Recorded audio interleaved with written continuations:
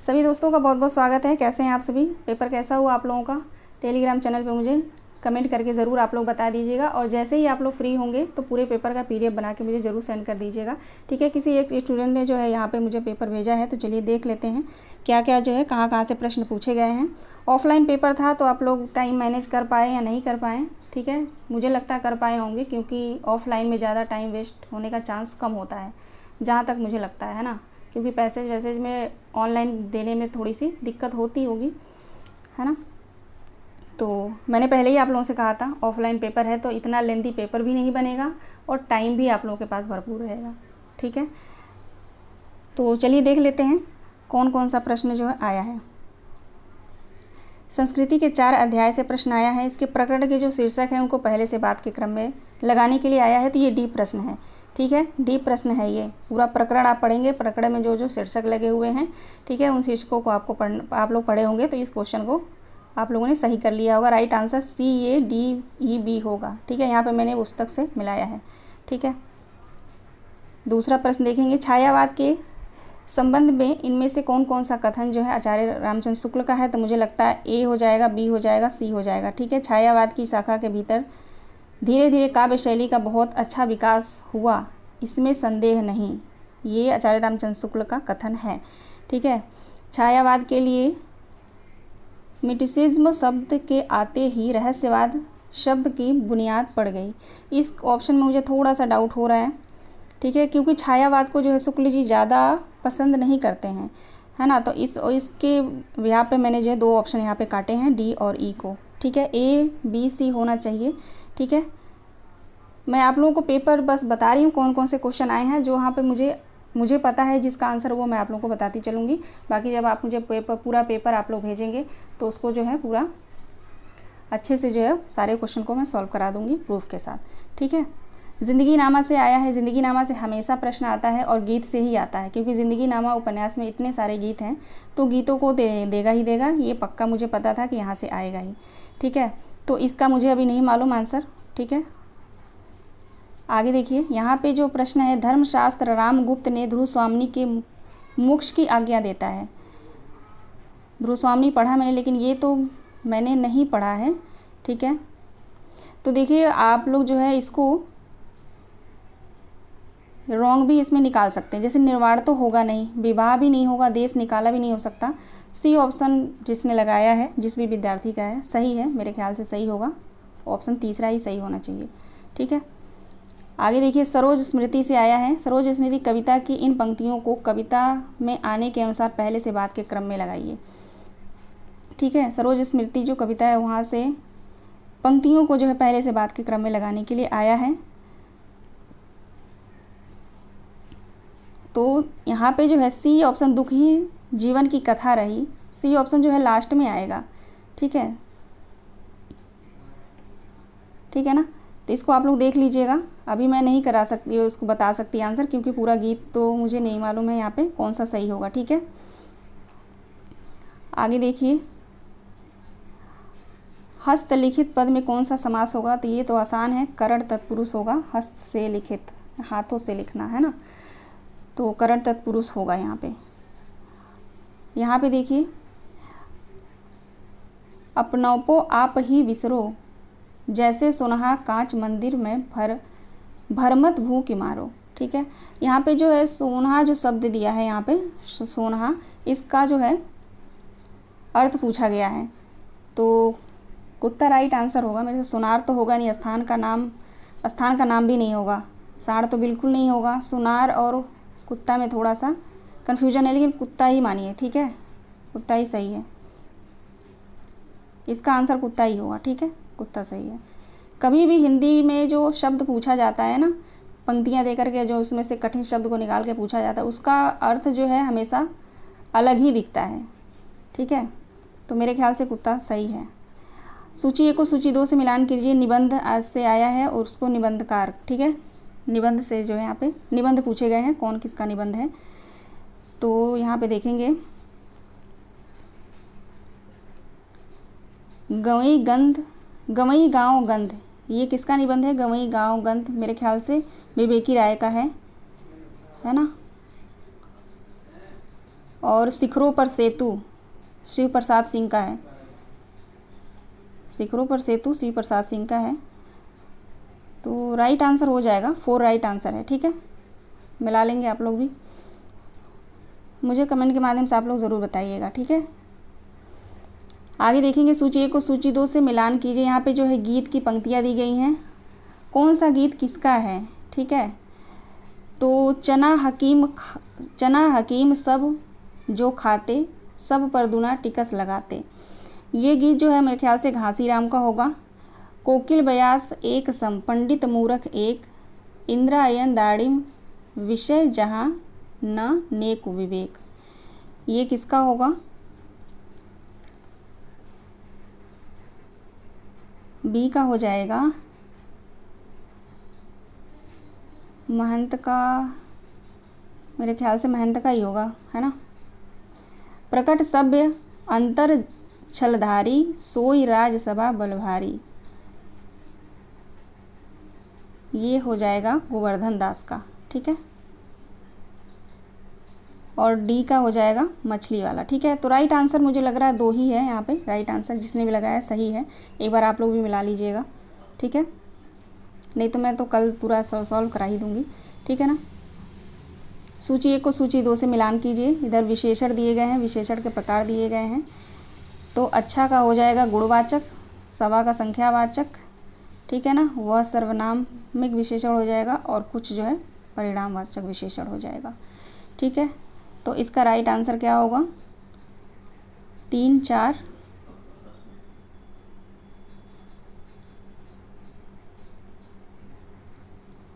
अच्छा का गुणवाचक हो जाएगा ना।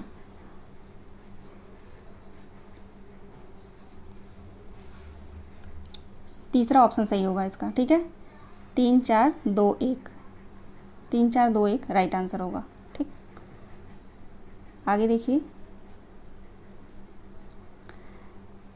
ये छोटा ही नहीं हो रहा ना स्क्रीन पे, मोबाइल में मेरे छोटा नहीं हो रहा, थोड़ा आप लोग, मैं बोलती रहूँगी, प्रश्न आप लोग ध्यान देंगे। ठीक है, अगला प्रश्न है, भीतर कदम तो रख दिया पर सहसा सहम गई, जैसे वह किसी अंधेरे कुएं में अपने आप कूद पड़ी हो, ऐसा कुआं जो निरंतर पतला होता गया है और जिसमें पानी की गहराई पाताल की परतों तक चली गई है,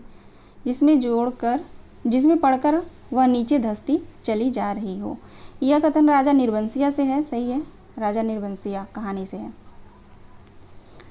अगला प्रश्न है, निम्नलिखित में से कौन सा स्थान बांगरू बोली का क्षेत्र है ना। तो इटावा है कि जालौन है ना, इसको आप लोग देख लीजिएगा। यानी यहाँ पे यूनिट 1 से, इस बार मैंने पेपर में ये देखा है कि किसी यूनिट्स को उठाकर जो है, जैसे पिछली बार जो पेपर हुआ था वहाँ पे नाटक से आया था बहुत सारा प्रश्न, उपन्यास से बहुत सारा प्रश्न आया था, निबंध से आया था, तो इस बार ऐसा नहीं हुआ है। इस बार हर यूनिट से प्रश्न का लेवल जो है समथिंग बराबर है। ठीक है, आगे देखिए, अगला प्रश्न है ये, हिया जरत रहत दिन रैन, आम की डरिया कोयल बोले, तनिक न आवत चैन। तो ये होरी का कथन है, बिल्कुल यहाँ पे सही है। होरी का गीत है, होरी गाता है। ठीक है, अमृतसर में अनजान लड़की से क्या तेरी कुड़माई हो गई, यह सवाल पूछते वक्त लहना सिंह की आयु क्या थी। अब कई बार आप लोगों ने जो है पढ़ा होगा, है ना, क्या तेरी कुड़माई हो गई, ये शब्द तो बहुत प्रचलित है। ठीक है, लेकिन उस लड़के का उम्र क्या होता है, 12 वर्ष, मुझे भी यही लग रहा है 12 वर्ष है। ठीक है, 12 वर्ष होगा। आगे देखिए, शेखर एक जीवनी के अनुसार शेखर द्वारा बनाई गई समिति एंटीगोनम क्लब के प्रमुख सदस्य कौन थे। तो मेरे ख्याल से ईश्वर दास हैं, सदाशिव हैं और राघवन हैं। ठीक है, मैं गेस करके बता रही हूँ, जहाँ तक मैंने पढ़ा है शेखर एक जीवनी, तो उसमें जो है एंटीगोनम क्लब के जो सदस्य होते हैं वो ईश्वर दास, सदाशिव और राघवन, ये 3 होते हैं। ठीक है, आगे देखिए, मेरी तिब्बत यात्रा के खंडों को पहले से बाद के क्रम में लगाइए। इसको तो मैंने कितनी बार आप लोगों को क्वेश्चन में सॉल्व कराया है, कितनी बार मैंने अलग से, जब मेरी तिब्बत यात्रा का क्वेश्चन बना के सॉल्व कराया था तब भी कराया, मैं रातन क्लास लिया तब भी मैंने कराया था इसका। ठीक है, तो इसका राइट आंसर यहाँ पे ई ही होगा। ठीक ठीक है। सबसे पहले लहासा से उत्तर की ओर, फिर आएगा चाड़ की ओर, फिर आएगा क से क की ओर, उसके बाद आएगा झेलम की ओर, नेपाल की ओर जो है सबसे लास्ट में है। ठीक है। एक साहित्य की डायरी के अध्याय कलाकार की व्यक्तिगत ईमानदारी 1 से एक पात्र यशराज की शैक्षणिक योग्यता क्या थी? तो मेरे ख्याल से 4th ऑप्शन होना चाहिए, BA MA LLB, है ना, BA MA LLB किया था। ठीक है। डी होना चाहिए। ठीक है। देखिए मैं कंफर्म यहाँ पे नहीं है, जितना मुझे लग रहा है 90% में श्योर हूँ। अभी मैंने बुक से मिलाया भी नहीं, एक आध क्वेश्चन मैंने देखा है। ठीक है। मिलाऊंगी, उतना करूँगी, तब मैं रात को इकट्ठा, जब मेरे पास सारा पेपर आ जाएगा, आप लोगों में से कोई भी स्टूडेंट प्लीज़ आप लोग भेज देना मेरे को। ठीक है। अब यहाँ पे देखेंगे, एक साहित्य की डायरी के अध्यायों के शीर्षकों को पहले से बात के क्रम में लगाइए। तो इसको भी मैंने कई बार आप लोगों को मेरे मैराथन क्लास में भी बताया, और अलग से जो क्लासेस मैंने लिया था टॉपिक वाइज, वहाँ भी मैंने इसको कई बार कराया है। तो राइट आंसर यहाँ पे 2 ही होगा इसका। पहले डी आएगा, तीसरा क्षण, फिर उसके बाद बी आएगा डबरे पर सूरज का बिंब, फिर आएगा नए की जन्म कुंडली, उसके बाद वीरकार आएगा, फिर लास्ट में सी आएगा विशिष्ट और अद्वितीय। ठीक है। आगे देखिए, असाध्य वीणा कविता में वर्णित प्रियंबद के नीरव एकालाप में आए संबोधनों को पहले से बात के क्रम में लगाइए। बताइए कैसे क्वेश्चन पूछा गया है, कौन कौन से स्वर आए हैं, इतना गहराई में पढ़ेंगे आप लोग तो ही ये जो है क्वेश्चन जो पढ़ा होगा तो ही वही सॉल्व कर पाया होगा। ठीक है। तो इसका मुझे भी नहीं पता, तो इसको मैं क्रॉस लगाती हूँ। ठीक है। और इनमें से कौन 13वीं शताब्दी के प्रमुख काव्यशास्त्री के रूप में प्रसिद्ध हैं? तो जयदेव हैं। ठीक है। जगन्नाथ तो 17वीं के हैं, 17वीं शताब्दी के। ठीक है। जयदेव राइट आंसर होगा इसका। इसको भी मैंने कराया है संस्कृत, मैंने जो यूनिट 3 का जो क्लास लिया था उसमें मैंने ये क्वेश्चन को कराया हुआ है। ठीक है। सूची 1 को सूची 2 से मिलान कीजिए। इधर पाश्चात्य काव्य, ये तो PYQ है। ठीक है। PYQ है ये, बिल्कुल।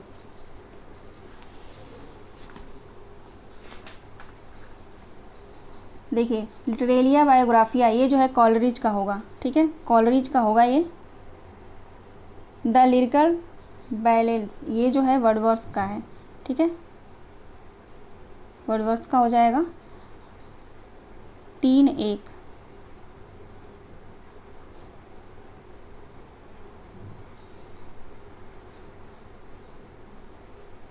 एक मिनट रुक जाइए। क्रिटिसिज्म,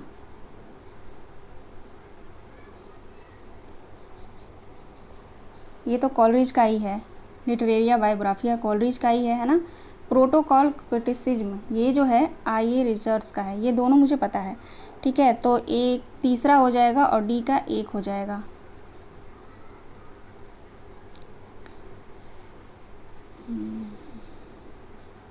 चौथा ऑप्शन। ठीक है। चौथा ये जो है 4 ऑप्शन बिल्कुल सही है। ठीक है ना। वैसे भी ये PYQ है, आप लोग इसको मिला लीजिएगा। अब देखिए, सतपुड़ा के घने जंगल, है ना, सतपुड़ा के जंगल कविता में किस वाद्य यंत्र का उल्लेख हुआ है? तो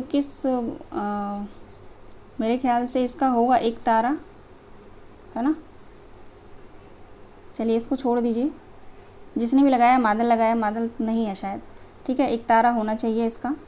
देखते हैं अगला प्रश्न देखेंगे।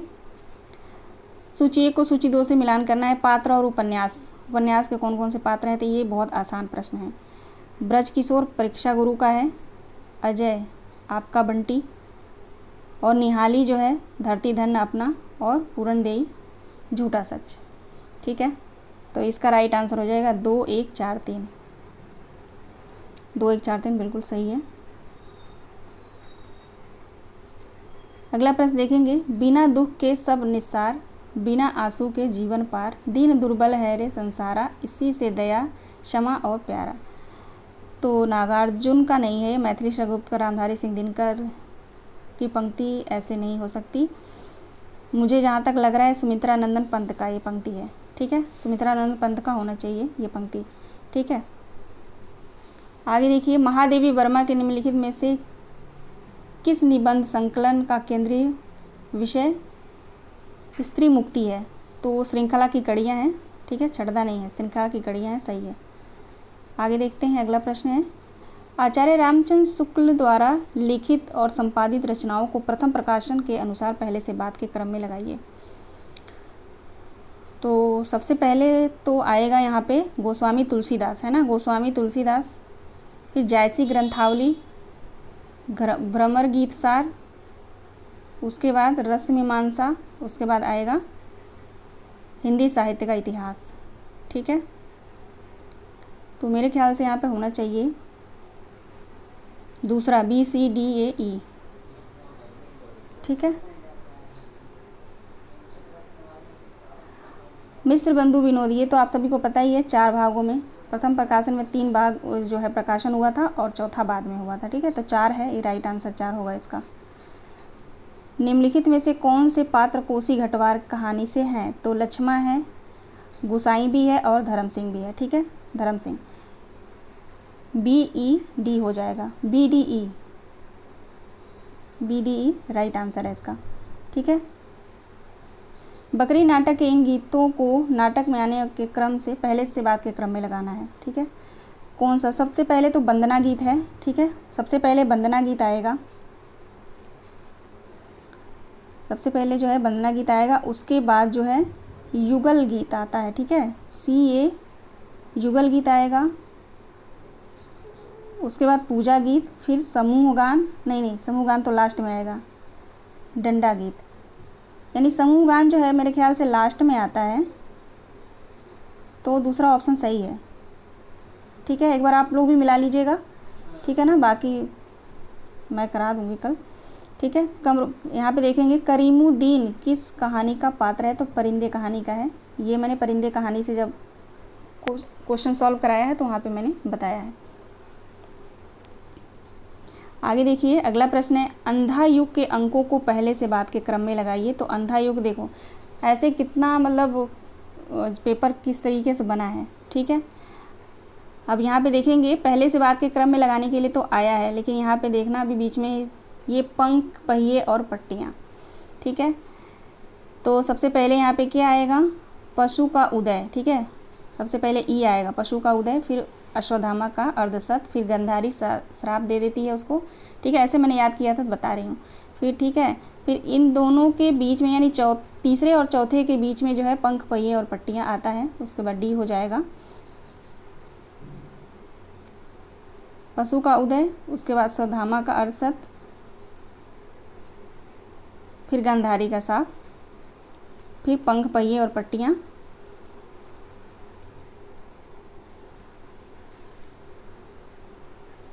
एक मिनट रुक जाइए, यहाँ पे सबसे पहले ई आएगा, फिर ए आएगा, हाँ, उसके बाद डी आएगा, पंख, पहिए और पट्टियाँ। ठीक है, किसके बीच में आता है ये? तीसरे और चौथे। ठीक है, तीसरे और चौथे के बीच में जो है पंख, पहिए और पट्टियाँ, ये सब आता है। ठीक है, तो EAD, उसके बाद गांधारी का शाप, फिर लास्ट में प्रभु की मृत्यु। ठीक है, तो ये सही आंसर है, बिल्कुल 4th बिल्कुल सही आंसर है। अगला प्रश्न देखिए यहाँ पे, जिस जाति की सामाजिक अवस्था जैसी होती है उसका साहित्य भी ठीक वैसा ही होता है। जातियों की क्षमता और यदि कहीं प्रत्यक्ष देखने को मिल सकती है तो उसके साहित्य रूपी आईने में ही मिल सकती है। यह कथन किसका है? तो यह कथन प्रेमचंद का है, 100% प्रेमचंद का है ये कथन। ठीक है, अच्छा इतना ही प्रश्न था। ठीक है, मेरे पास जो प्रश्न आया था मैंने आप लोगों को बता दिया इसमें से। ठीक है, 90% इसमें से जो मुझे आ रहा था मैंने आप लोगों को बता दिया। और जो डाउट में मैंने रखा उसको जो है कल की क्लास में, कल जो मैं पूरे प्रश्न को सॉल्व कराऊंगी, पूरे 100 क्वेश्चन को, तो वहाँ पे मैं बताऊंगी आप लोगों को। ठीक है ना, तो आप लोग भी मिला लीजिएगा और ज़रूर बताइएगा कि मेरे द्वारा पढ़ाए गए, अगर जो मैंने अभी मैराथन क्लास लिया है तो उसमें से कुछ प्रश्न आए हैं कि नहीं आए हैं। जो मैंने पढ़ाया वो मुझे पता है कि कौन कौन सा आया है। वो मैं ऐसा नहीं बोल रही हूँ कि आप लोगों को मतलब आप लोग गलत समझे मुझे कि ज़रूरी है आप लोगों को बोलना, नहीं, लेकिन थोड़ा आप लोग बता देंगे तो मुझे थोड़ा मोटिवेशन मिलेगा, मुझे भी अच्छा लगेगा कि हाँ जो मैंने मेहनत किया है। अभी छोटा सा चैनल है मेरा, लेकिन पूरी जी जान लगा देती हूँ, पूरा मैंने मेहनत से सभी क्वेश्चन को सॉल्व कराया था। बस निबंध का नहीं कराया था तो निबंध का आया भी नहीं है। ठीक है ना। तो वही कह रही हूँ, इस बार जो है यूनिट का कोई फ़र्क नहीं पड़ा है कि आप बोल सकते हैं कि इस यूनिट से इतना आया है, इस यूनिट से इतना आया है। इस बार कोई फ़र्क नहीं पड़ा। और ये बात मैं बहुत पहले भी जब क्लास ले रही थी तब भी मैंने बताया होगा, आप लोगों ने गौर किया होगा तो, कि यूनिट से ये मत सोचना कि यूनिट 5 से लेकर यूनिट 10 तक ही क्वेश्चन आएगा। यूनिट 1 से भी, 2 से, 3 से सबसे आता है, ठीक है। लेकिन इस बार जो है बराबर मात्रा में आया है। कोई ये नहीं कह सकता कि उपन्यास से ज़्यादा आया है, नाटक से ज़्यादा आया है, ठीक है ना। तो वो एनटीए के ऊपर होता है कि वो किस तरीके से प्रश्न बनाए। लेकिन इस बार जो प्रश्न आया है, जो मैंने देखा प्रश्न, वो मुझे ठीक लगा। पिछले के अकॉर्डिंग बहुत अच्छा प्रश्न है, ठीक है। क्योंकि मुझे पता था कि ऑफलाइन पेपर है, तो ऑफलाइन पेपर में इतना टफ पेपर बन ही नहीं सकता जितना ऑनलाइन में बनता है। लेंदी पेपर ऑनलाइन में बन सकता है, ऑफलाइन में नहीं बन सकता। बहुत सारे पेजेस उनको लेने पड़ेंगे और बहुत टाइम भी उनका लगेगा, ठीक है ना। तो ये कुछ चीज़ें हैं जो नहीं हो पाती हैं ऑफलाइन में। तो मुझे लगा कि ऑफलाइन पेपर सही है। जितने विद्यार्थी आप लोग दिए हैं, तो आप लोग को पता होगा कि ऑफलाइन में सबसे मेन बात तो पैसेज जो हम सॉल्व करते हैं, ठीक है। ऑनलाइन में कितना दिक्कत होता है पैसेज सॉल्व करने में, लेकिन ऑफलाइन में मुझे नहीं लग रहा कि किसी को भी कोई दिक्कत हुई होगी पैसेज सॉल्व करने में, ठीक है। तो चलिए, अभी थोड़ा सा प्रश्न आया था तो मैंने सोचा आप लोगों को सॉल्व करा दूँ। बाकी जो है आप लोग PDF बना के मुझे ज़रूर भेज दीजिएगा और बताइएगा कमेंट के माध्यम से कि आप लोग जो है कितने प्रश्न आप लोगों का सही हुआ है। तो उस हिसाब से जो है कट ऑफ कितना जाएगा, तो उसको जो है परसों या 1-2 दिन के बाद में बता दूँगी। अभी से कट ऑफ कोई नहीं बता सकता, ठीक है ना। तो चलिए, आप लोग ध्यान रखिए, मिलते हैं कल।